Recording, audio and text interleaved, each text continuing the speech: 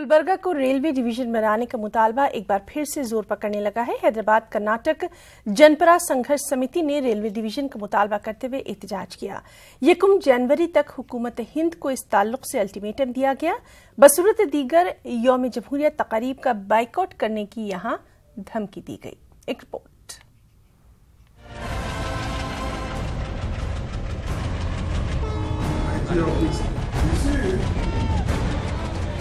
Gulbarga railway division का मुतालबा हैदराबाद कर्नाटक के लिए कम से कम 34 बरस पुराना है।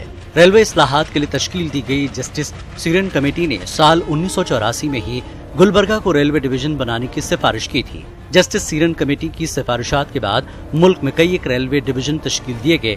हद तो यह कि जिनके नाम की सिफारिश नहीं की गई थी वहाँ भी रेलवे डिवीजन कायम किए गए, लेकिन गुलबर्गा का ख्वाब पूरा नहीं हुआ।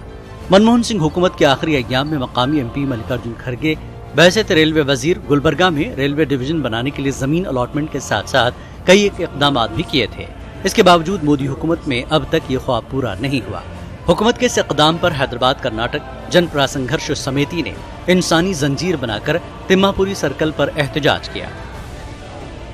हमारा हैदराबाद कर्नाटक के लोगों को, क्योंकि हैदराबाद कर्नाटक इस मुल्क में नहीं है। अगर इस मुल्क में है तो भी ये बॉर्डर एरिया में है, दूसरा मुल्क के कब्जा में है, चाइना के कब्जा में है, पाकिस्तान के कब्जा में है। उस तरह का जो है ना तुम सौतेली माँ का सुलूक हमारे ऊपर जो कर रहे हैं, वो सौतेली माँ का सुलूक आबादी के ऊपर, मतदारों के ऊपर, वोटरों के ऊपर करना जुल्म है।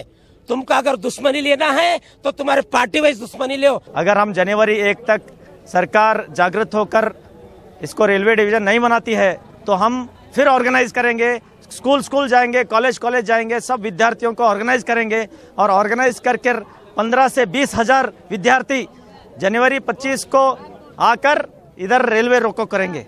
रेलवे रोको के माध्यम से सरकार को वार्निंग करेंगे और निरंतर ऐसा ही हमारा जब तक रेलवे डिवीजन नहीं होगा 26 जनवरी को हम बाइकआउट करेंगे।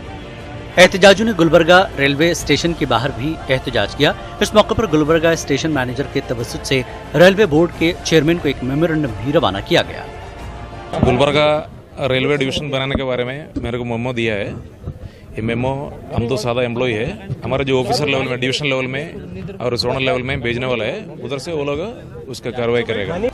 हैदराबाद कर्नाटक के 6 डिस्ट्रिक्ट रेलवे के 3 जोन और 4 डिवीजनों में बटे हुए हैं। एहतजाजियों का कहना है कि इस तरह की तकसीम की वजह से गुलबर्गा को मुस्तहक मकाम नहीं मिल पा रहा है। न्यूज़ 18 उर्दू के लिए गुलबर्गा से जब्बाद मीर की रिपोर्ट। कर्नाटक के वज़ीर-ए-आला HD कुमारस्वामी ने कहा कि उनकी हुकूमत अक़लियतों की माशी तरक्की के लिए संजीदा है। बेरोजगार अक़लियती नौजवानों को रोजगार से जोड़ने के लिए हुकूमत तमाम तर इक़दाम भी करेगी। एक रिपोर्ट।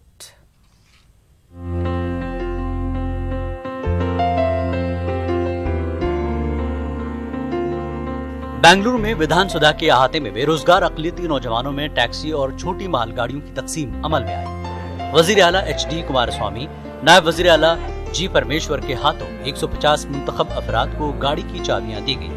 अक़लियती तरक्याती कारपोरेशन की इस स्कीम के तहत टैक्सी और छोटी मालगाड़ी खरीदने के लिए 3 लाख रुपए की सब्सिडी हुकूमत की जानिब से दी जाती है। बाकी रकम बैंक से कर्ज के तौर पर मंजूर की जाती है।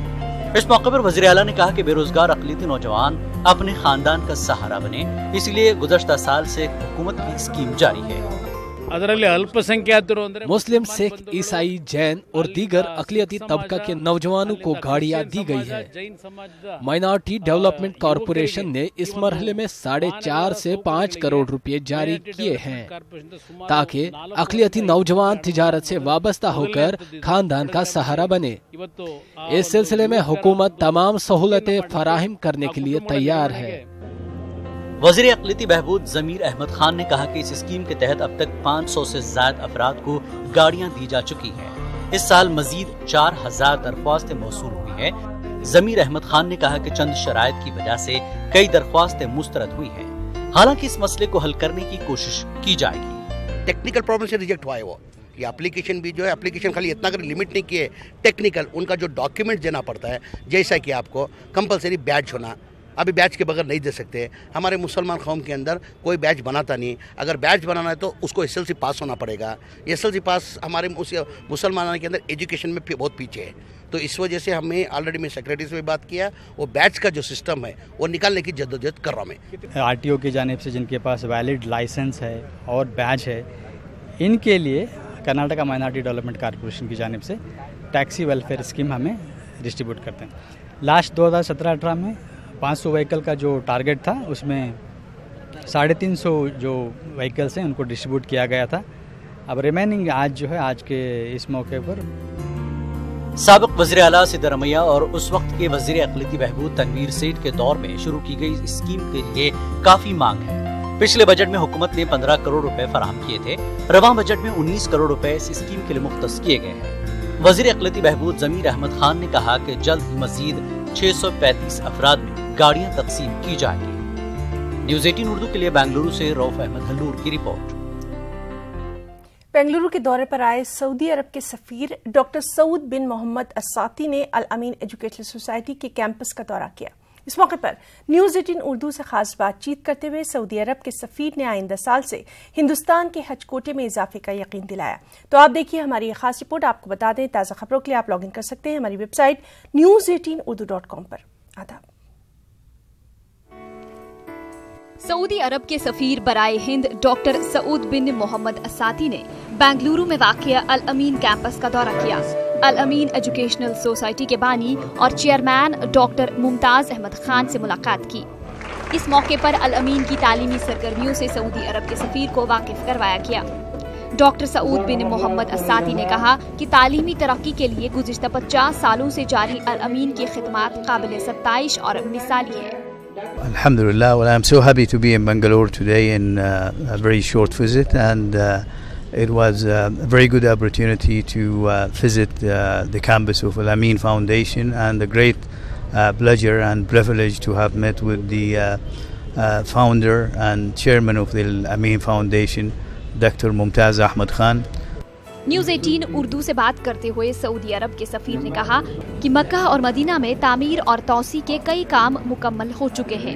पिछले सालों के मुकाबले आने वाले सालों में हज और उम्रा के दौरान बड़ी तादाद में ज़ायरीन मुक़द्दस मकामात में क़याम कर सकते हैं।